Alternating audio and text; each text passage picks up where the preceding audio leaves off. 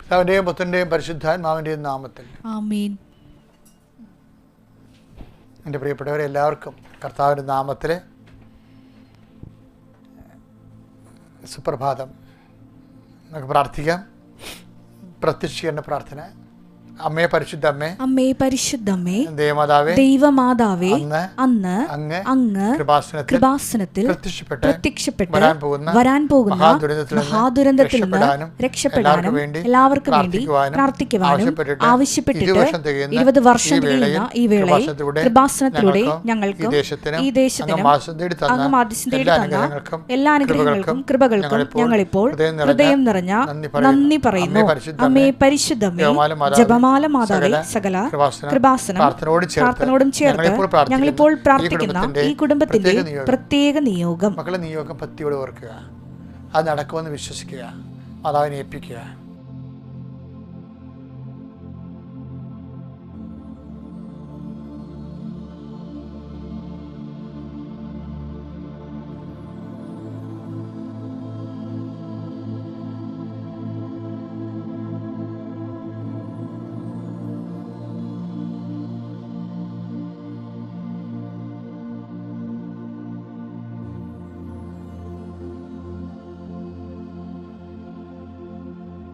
അമ്മയുടെ പ്രത്യക്ഷീകരണത്തിന്റെ ഈ ദ്വാദശക വേളയിൽ ഞങ്ങൾക്ക് സാധിച്ചു തരുവാൻ കനിയണമേ. വിശ്വാസ പ്രമാണം.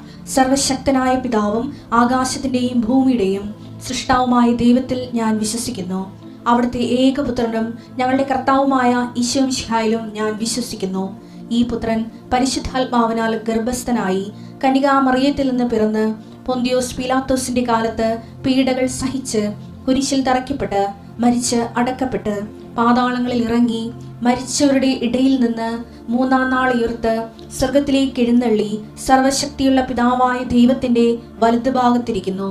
അവിടെ നിന്ന് ജീവിക്കുന്നവരെയും മരിച്ചവരെയും വിധിക്കുവാൻ വരുമെന്നും ഞാൻ വിശ്വസിക്കുന്നു. പരിശുദ്ധാത്മാവിലും ഞാൻ വിശ്വസിക്കുന്നു. വിശുദ്ധ കത്തോലിക്കാ സഭയിലും പുണ്യവാന്മാരുടെ ഐക്യത്തിലും പാപങ്ങളുടെ മോചനത്തിലും ശരീരത്തിന്റെ ഉയർപ്പിലും നിത്യമായ ജീവിതത്തിലും ഞാൻ വിശ്വസിക്കുന്നു. ആമേൻ. സ്വർഗ്ഗസ്ഥനായ ഞങ്ങളുടെ പിതാവേ, അങ്ങയുടെ നാമം പൂജിതമാകണമേ. അങ്ങയുടെ രാജ്യം വരണമേ. അങ്ങയുടെ തിരുമനസ് സ്വർഗത്തിലെ പോലെ ഭൂമിയിലും ആകണമേ. അന്നു വേണ്ടുന്ന ആഹാരം ഇന്ന് ഞങ്ങൾക്ക് തരണമേ. ഞങ്ങളോട് തെറ്റ് ചെയ്യുന്നവരോട് ഞങ്ങൾ ക്ഷമിക്കുന്നത് പോലെ ഞങ്ങളുടെ തെറ്റുകൾ ഞങ്ങളോടും ക്ഷമിക്കണമേ. ഞങ്ങളെ പ്രലോഭനത്തിൽ ഉൾപ്പെടുത്തരുതേ, തിന്മയിൽ ഞങ്ങൾ രക്ഷിക്കണമേ. ആമേൻ. കർത്താവ് അങ്ങയുടെ കൂടെ സ്ത്രീകളിൽ അങ്ങ് അനുഗ്രഹിക്കപ്പെട്ടവളാകുന്നു. അങ്ങയുടെ ഉദരത്തിൻ ഫലമായി ഈശോ അനുഗ്രഹിക്കപ്പെട്ടവനാകുന്നു. പരിശുദ്ധ മറിയമേ, തമ്പുരാന്റെ അമ്മേ, പാപികളായ ഞങ്ങൾക്ക് വേണ്ടി ഇപ്പോഴും ഞങ്ങളുടെ മരണസമയത്തും തമ്പുരാനോട് അപേക്ഷിക്കണമേ. ആമേൻ.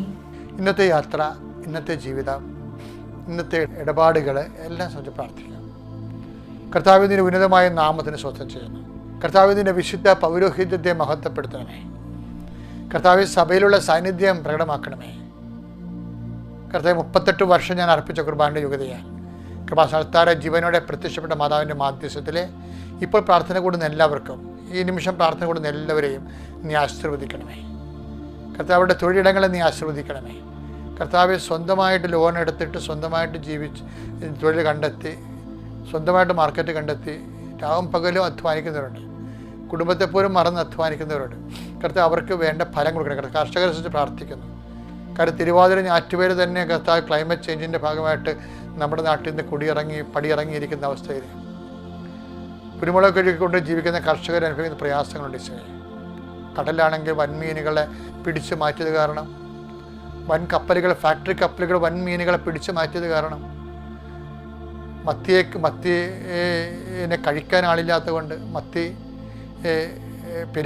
പെരുകി അവസാനം സൂചി മത്തി പോലുള്ള ചെറിയ മത്തി പോലെ ആയിപ്പോയി. വലിയ മത്തി കിട്ടുന്ന സമയത്ത് പോലും ഒരു വിലയുമില്ലാത്ത ചെറിയ മത്തി ആൾക്കാരെ കഴിക്കുന്നത്. എന്തൊരു ഭക്ഷ്യ ശൃംഖലയിൽ വന്നിരിക്കുന്ന വലിയ തകർച്ചയാണ്. അമ്മ പറഞ്ഞല്ലോ ദുരന്തമുണ്ടാകുമ്പോൾ പ്രാർത്ഥിക്കണമെന്ന്. ഞങ്ങളുടെ പാത്രങ്ങൾ നോക്കുമ്പോൾ തന്നെ ഞങ്ങൾക്ക് സംഭവിക്കുന്ന ദുരന്തങ്ങളുടെ കണ്ണുനീര് കാണാൻ പറ്റും. അമ്മേ, ഈ വിഷയത്തിൽ ശാസ്ത്രത്തിനോ ലോകത്തിനോ ഒന്നും ചെയ്യാൻ പറ്റത്തില്ല. കുറേ സാരോപദേശങ്ങൾ നൽകാനേ പറ്റത്തുള്ളൂ. പല ഉച്ചകോടികളും സാരോപദേശങ്ങളുമായിട്ട് ലോകം പുരോഗമിക്കുമ്പോഴും ലോകം ഒരു വശം കൊണ്ട് അസ്തമിച്ചുകൊണ്ടിരിക്കുകയും പ്രളയം കയറി മുടിഞ്ഞുകൊണ്ടിരിക്കുകയും ചെയ്യുന്നു. ഈ മഹാദുരന്തത്തിൻ്റെ കാഴ്ചകളിൽ അമ്മയുടെ മധ്യസ്ഥ ഞങ്ങളെ ലോകത്തെ ഏൽപ്പിക്കുന്നു, ഞങ്ങളുടെ ജീവിതത്തെ ഏൽപ്പിക്കുന്നു. കർത്താവ്, ഇതിൻ്റെ പേരിൽ പെയിൻറ്റേഴ്സ് തന്നെ പണിക്ക് പോകാൻ പറ്റാത്തവരുണ്ട്. ക്ലൈമറ്റ് ചേഞ്ചാണ്. മഴ പെയ്യുന്നുണ്ടെങ്കിൽ പെയിൻറ്റർമാരാരും വിളിക്കത്തില്ല. അവിടെ കുഞ്ഞുങ്ങളും കുടുംബവും പട്ടിണിയായി പോകും. ഇങ്ങനെ കരപ്പണി ഒന്നും നടക്കത്തില്ല. ഇപ്പം തന്നെ 500 മില്ലി മഴയാണ് പെയ്തിരിക്കുന്നത്. 182 ലിറ്റർ മഴയ്ക്ക് പകരം ഇത്രയും മഴ ഈ മാസം പെയ്ത് മാറിയിരിക്കുന്നു. എത്രയോ തൊഴിൽ ദിനങ്ങൾ നഷ്ടപ്പെട്ടിരിക്കുന്നു. എത്രയോ പേര് വിഷമിക്കുന്നു. കർത്താവേ, അവർക്ക് എല്ലാം കർത്താവേ, കാലാവസ്ഥ മൂലം ഉണ്ടായിരിക്കുന്ന ദുരന്തത്തിന് മൂലം ഉണ്ടാകുന്ന ചേഞ്ച്, അതുമൂലം കുടുംബത്തിനുണ്ടാകുന്ന ദുരന്തത്തെ പ്രാർത്ഥന കൊണ്ടെല്ലാം പരിഹരിക്കാൻ പറ്റത്തില്ലെന്നാണ് കൃപാസനം മാതാവ് 2004 ഡിസംബർ 7-ാം തീയതി ഉച്ചയ്ക്ക് 2 മണിക്ക് പറഞ്ഞത്. അമ്മ, ഞങ്ങൾ പ്രാർത്ഥിക്കുന്നു എല്ലാ ദുരന്തങ്ങളിൽ നിന്നും, ഈ തൊഴിൽപരമായ ദുരന്തങ്ങൾ, ശാരീരിക ദുരന്തങ്ങൾ, രോഗദുരന്തങ്ങൾ, എല്ലാത്തരം ദുരന്തങ്ങളിൽ നിന്നും ഇന്ന് ഞങ്ങൾ ഏതെങ്കിലും ദുരന്തങ്ങളിലേക്ക് അങ്ങയുടെ മക്കൾ പോകുന്നുണ്ടെങ്കിൽ ആ ദുരന്തങ്ങൾ ഉണ്ടാകാതിരിക്കാനും, എന്ന് വെച്ച് കഴിഞ്ഞാൽ വ്യക്തികളിൽ നിന്നുണ്ടാകുന്ന ദുരന്തങ്ങളാകാം, തെറ്റായ തീരുമാനം എടുക്കുന്ന ദുരന്തങ്ങളാകാം, അതുപോലെ തന്നെ തെറ്റായ നടപടിക്രമങ്ങളിലൂടെ ഉണ്ടാകുന്ന ദുരന്തങ്ങളാകാം. ചിലപ്പോൾ അങ്ങനെയുള്ള എല്ലാവിധ സാഹചര്യങ്ങളിൽ നിന്നും ചിലപ്പോൾ പഠനത്തിൽ തെറ്റായ തീരുമാനമെടുക്കും, ചിലപ്പോൾ ജോലിയിൽ തെറ്റായ തീരുമാനമെടുക്കും, വിവാഹത്തിൽ തെറ്റായ തീരുമാനമെടുക്കും, ദൈവത്തെ ഉൾപ്പെടുത്താതെ തീരുമാനിക്കും. അങ്ങനെ ഉണ്ടാകുന്ന എല്ലാ സ്വകാര്യവും അതുപോലെ സാമൂഹികമായ ദുരന്തങ്ങൾ, എല്ലാവിധ ദുരന്തങ്ങൾ ഭവിഷ്യത്ത് അനുഭവിക്കുന്നവരെ സ്വയം പഴിച്ചുകൊണ്ട് എൻ്റെ കുഴപ്പം കൊണ്ടാണെന്ന് എല്ലാവരുടെയും തന്നെ സ്വരത്തിൽ പറഞ്ഞ് ആ മറ്റുള്ളവരുടെ സഹതാപം പിടിച്ചു പറ്റാൻ വേണ്ടി അങ്ങനെയുള്ള എല്ലാ അവസ്ഥകളിൽ നിന്നും ജീവിക്കുന്ന വിഷമവൃത്തത്തിൽ താമസിക്കുന്ന എല്ലാവരെയും അമ്മ വിടുവിക്കണമെന്ന് പ്രാർത്ഥിക്കുന്നു. എൻ്റെ കർത്താവിൻ്റെ ഉന്നതമായ നാമത്തിൽ സഭയുടെ അധികാരത്തിൽ കുരിശിൻ്റെ അടയാളത്തിൽ വിഷമവൃത്തത്തിലും ദുരന്ത മാനസികാവസ്ഥയിൽ ജീവിക്കുന്ന എല്ലാവരും യേശു ക്രിസ്തുവിൻ്റെ ഉന്നതമായ നാമത്തിൽ നിങ്ങൾ സംരക്ഷിക്കപ്പെടുകയും സൗഖ്യപ്പെടുകയും വിടുതൽ പ്രാപിക്കുകയും ചെയ്യട്ടെ. നിത്യം പിതാവും പുത്രനും പരിശുദ്ധാത്മാവുമായ സർവേശ്വര എന്നേക്കുവാമേൻ.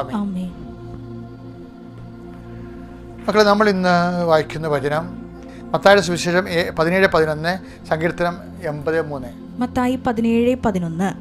അവൻ പറഞ്ഞു ഏലിയ വന്ന് എല്ലാം പുനഃസ്ഥാപിക്കുക തന്നെ ചെയ്യും. അടുത്തത് സങ്കീർത്തനം 80:3. ദൈവമേ ഞങ്ങളെ പുനരുദ്ധരിക്കണമേ, അങ്ങയുടെ മുഖം പ്രകാശിക്കുകയും ഞങ്ങൾ രക്ഷപ്പെടുകയും ചെയ്യട്ടെ. അതായത് ആദ്യം പറയണത് മത്തായിയുടെ സുവിശേഷം 17:11. എന്താ പറയണത്? ഈശോ പറയണാണ് ഏലിയ വന്ന് എല്ലാം പുനഃസ്ഥാപിക്കത്തിനെ ചെയ്യും. സങ്കീർത്തനം 80:3 പറഞ്ഞത് എന്താണ്? ഞങ്ങൾ രക്ഷപ്പെടുകയും ചെയ്യട്ടെ. എന്താണ്? അങ്ങ് ഞങ്ങളെ പുനരുദ്ധരിക്കണമേ. അപ്പോൾ പുനരുദ്ധരിക്കുക, പുനഃസ്ഥാപിക്കുക, പുനഃക്രമീകരിക്കുക, അത് രക്ഷപ്പെടുന്ന ഒരു മാർഗമാണ്. ഇപ്പോൾ ഒരു രക്ഷയുമില്ല എന്ന് പറയത്തില്ലേ? അത് ആർക്കും ഒരു രക്ഷയില്ല എന്ന് പറഞ്ഞു കഴിഞ്ഞാൽ രക്ഷപ്പെടാനുള്ള മാർഗം എന്താണ്? പുനരുദ്ധരിക്കുക. പുനരുദ്ധരിക്കുക എന്താ? അതുപോലെ തന്നെ പുനഃസ്ഥാപിക്കുക. പുനഃസ്ഥാപിക്കുക എന്ന് വെച്ച് കഴിഞ്ഞാൽ ദൈവകൃപ പുനഃസ്ഥാപിക്കുക. പുനരുദ്ധരിക്കുക എന്ന് വെച്ച് കഴിഞ്ഞാൽ ആ പഴയ പ്രതാപത്തിലേക്ക് നമ്മളെ വീണ്ടും ദൈവം റീസെറ്റ് ചെയ്യുക. ഇത് എന്താ സംഭവിച്ചു കഴിഞ്ഞാൽ എന്താ ഇപ്പോൾ ഈ വചനം എടുക്കാൻ കാരണം വെച്ച് കഴിഞ്ഞാൽ ബൈബിൾ പഴയ നിയമമാണ് സങ്കീർത്തനം, പുതിയ നിയമമാണ് മത്തായിയുടെ സുവിശേഷം. രണ്ടിലും കൈകാര്യം ചെയ്യുന്നതാണ്. ഒന്നിൽ പുനരുദ്ധരിക്കുക എന്ന് പറയുന്നത്, ഒന്നിൽ പുനഃസ്ഥാപിക്കുക എന്ന് പറയും. അപ്പോൾ പുനഃസ്ഥാപിക്കുക, ഞങ്ങളെ രക്ഷപ്പെടേണ്ടതിന് നമ്മൾ രക്ഷപ്പെടുക. ഇപ്പോൾ എന്തെങ്കിലും തരത്തിലുള്ള ഒരു തട്ടുകേട് വന്നാൽ പിന്നെ ഉടനെയുള്ള നടപടി എന്താണ്? പുനഃസ്ഥാപിക്കുകയാണ്. എന്ത് പുനഃസ്ഥാപിക്കണം? ദൈവമായിട്ടുള്ള ബന്ധം പുനഃസ്ഥാപിക്കണം. ഐശ്വര്യം പുനഃസ്ഥാപിക്കുമെന്ന് പറഞ്ഞില്ലേ? ഞാൻ നിങ്ങളുടെ ഐശ്വര്യം പുനഃസ്ഥാപിക്കും. ജെറമിയ 29:14. ജെറമിയ 29:14. നിങ്ങൾ എന്നെ കണ്ടെത്താൻ ഞാൻ ഇടയാക്കും കർത്താവ് അരുൾ ചെയ്യുന്നു. ഞാൻ നിങ്ങളുടെ ഐശ്വര്യം പുനഃസ്ഥാപിക്കും. അപ്പം ഞങ്ങൾ രക്ഷപ്പെടേണ്ടതിനായി ഞങ്ങളെ പുനരുദ്ധരിക്കണമെന്നാണ് സങ്കീർത്തനം പറയണത് 83. ഇപ്പോൾ ജെറമിയ എത്ര പറഞ്ഞിരിക്കണേ? 29:14. എന്താണ്? ഞാൻ നിങ്ങളുടെ ഐശ്വര്യം പുനഃസ്ഥാപിക്കും. ഐശ്വര്യം പുനഃസ്ഥാപിക്കണ എന്താ മാർഗം? അതായത് ഏലിയ വന്ന് എല്ലാം പുനഃസ്ഥാപിക്കുക തന്നെ ചെയ്യും. അപ്പോൾ അവിടെ ഐശ്വര്യം മാത്രമല്ല, ഐശ്വര്യം പുനഃസ്ഥാപിക്കണമെന്നുണ്ടെങ്കിൽ ഏലിയ എങ്ങനെയാണ് ഐശ്വര്യം പുനഃസ്ഥാപിച്ചത്? ഏലിയ പറഞ്ഞു വരാൻ പോകുന്ന നാശങ്ങളെക്കുറിച്ചാണ് പറഞ്ഞത്. അപ്പോൾ ജനങ്ങൾ വന്ന് ഏലിയോട് ചോദിച്ചു. എന്നാ ചോദിച്ചത്? ജനക്കൂട്ടം വന്ന് ചോദിച്ചു, ഞങ്ങൾക്ക് ഐശ്വര്യം പുനഃസ്ഥാപിക്കാൻ, രക്ഷപ്പെടാനും ഐശ്വര്യം പുനഃസ്ഥാപിക്കാനും എന്ത് ചെയ്യണം? ഇപ്പോൾ ഐശ്വര്യം പുനഃസ്ഥാപിക്കാൻ വേണ്ടി ലൂക്കായുടെ സുവിശേഷത്തിൽ എന്താണ് ഈ ഏലിയായുടെ സ്ഥാനത്ത് യോഹന്നാൻ സ്നാപകൻ പറയണത്? എങ്ങനെയാണ്? ജനക്കൂട്ടം എന്ന് ചോദിക്കും, ഞങ്ങൾ എന്താണ് ചെയ്യണം? ഐശ്വര്യം പുനഃസ്ഥാപിക്കാൻ ഞങ്ങൾ എന്ത് ചെയ്യണം? ലൂക്കാ 3:10. ജനക്കൂട്ടം അവനോട് ചോദിച്ചു, ഞങ്ങൾ എന്താണ് ചെയ്യേണ്ടത്? അവൻ പറഞ്ഞു, രണ്ടുടുപ്പുള്ളവൻ ദാനധർമ്മം ചെയ്യണമെന്നാ പറയണത്. ഐശ്വര്യം പുനഃസ്ഥാപിക്കാൻ ഇല്ലാത്തവന് കൊടുക്കണമെന്നാ പറയണത്. രണ്ടുടുപ്പുള്ളവൻ ഒന്ന് ഇല്ലാത്തവന് കൊടുക്കട്ടെ, ഭക്ഷണം ഉള്ളവനും അങ്ങനെ ചെയ്യട്ടെ. ഉടമ്പടി അങ്ങനെ കുറേ ഹോംവർക്കുകളുണ്ട്. എന്താണെന്നറിയാമോ?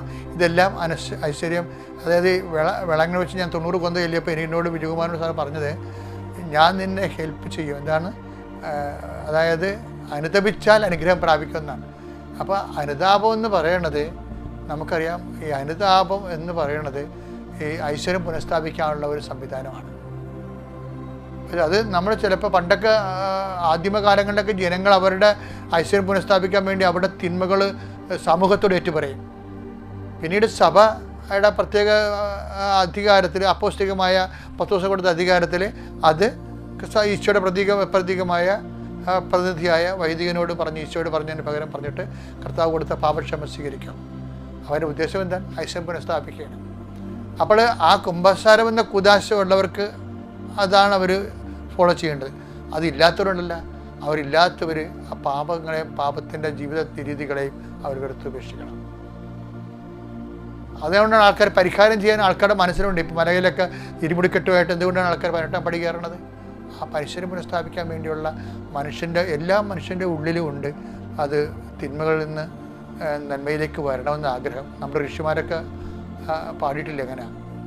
ഗീതയിൽ 4-ാം അധ്യായത്തിൽ 8-ാമത്തെ വാക്യമാണ്, ധർമ്മ സംസ്ഥാപനാർത്ഥായ സംഭവാമി യുഗേ യുഗേ. അപ്പം ധർമ്മത്തെ സംസ്ഥാപിക്കാൻ നമുക്ക് പറ്റുന്നില്ല എന്നുണ്ടെങ്കിൽ അത് വിപ്ലവമായിട്ടും രക്തദൂഷിതമായിട്ടുള്ള മാർഗങ്ങളിലൂടെ അത് പുനഃസ്ഥാപിക്കപ്പെടും. പക്ഷേ ഈശോ പറഞ്ഞ് വാളെടുക്കുന്നവരൊക്കെ പിന്നീട് വാളാൽ തന്നെ നശിക്കുകയും ചെയ്യും. അപ്പോൾ അതൊരു ശാശ്വതമായ പരിഹാരമല്ല, രക്തത്തിൻ്റെ വഴികളാണ്. പക്ഷേ ഉള്ള പ്രശ്നം വെച്ച് കഴിഞ്ഞാൽ യുഗങ്ങളിൽ മാത്രം ഏതെങ്കിലും ഒരു യുഗത്തിലെ, ഇപ്പോൾ ത്രേതായുഗം, കലിയുഗം, അങ്ങനെ വ്യത്യസ്തമായ യുഗങ്ങളില്ലേ, ആ യുഗങ്ങളിൽ മാത്രം അത്രയും ഇടവേളയിൽ വെച്ച് ധർമ്മം സംസ്ഥാപിച്ചാൽ എന്തുമാത്രം മനുഷ്യരാശിക്ക് നിലനിൽക്കാൻ കഴിയുമെന്ന് അറിയത്തില്ല. അതുകൊണ്ടാണ് ബൈബിൾ പറയണത്, നിങ്ങൾ ഈ അനുതാപം എന്നുള്ളത്, ഈ വെൻഡ് ഔട്ട് ആൻഡ് ക്രൈഡ്. പത്രോസ് ആണ് ഐശ്വര്യം പുനഃസ്ഥാപിച്ചതിൻ്റെ ബൈബിളിലെ ഏറ്റവും വലിയവൻ. കർത്താവിനെ ഒറ്റിക്കൊടുത്ത് തള്ളിപ്പറഞ്ഞു എന്ന് മനസ്സിലാക്കിയപ്പോൾ ബൈബിൾ പറയും, he went out and cried bitterly. അവൻ പുറത്തേക്ക് പോയി കൈപ്പോടെ കരഞ്ഞു എന്നല്ല, കരഞ്ഞുകൊണ്ടേയിരുന്നു. ഓരോ ദിവസവും തൻ്റെ തിന്മകളെക്കുറിച്ച് അനുതാപപ്പെട്ടുകൊണ്ടേയിരിക്കുന്നതാണ് ദൈവത്തിൻ്റെ സന്നിധിയിലെ ഐശ്വര്യം പുനഃസ്ഥാപിക്കാനുള്ള സുവിശേഷ നടപടി. ആഗമനകാലത്ത് ഇത്രയും കേട്ട് കർത്താവിനെ തിരിച്ചു വരാൻ എല്ലാവർക്കും കഴിയട്ടെ.